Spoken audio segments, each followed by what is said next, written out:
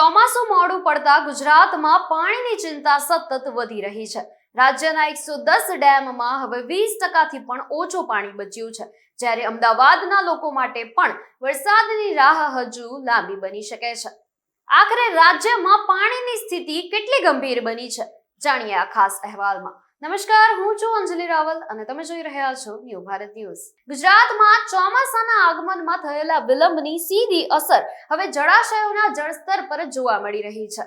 રાજ્યના 110 ડેમમાં 20% થી ઓછો જળ સંગ્રહ નોંધાયો છે, જ્યારે સૌરાષ્ટ્ર અને કચ્છના અનેક ડેમ સંપૂર્ણપણે ખાલી થઈ ગયા છે। રાજકોટ, પોરબંદર, દ્વારકા, અમરેલી, સુરેન્દ્રનગર અને કચ્છ જિલ્લાના કુલ 17 ડેમમાં ઝીરો સ્ટોરેજની સ્થિતિ સર્જાઈ છે।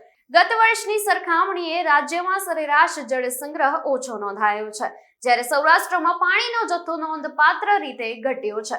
તો બીજી તરફ હવામાન વિભાગના અનુમાન મુજબ અમદાવાદમાં આગામી એક સપ્તાહ સુધી વરસાદની શક્યતા ખૂબ જ ઓછી છે।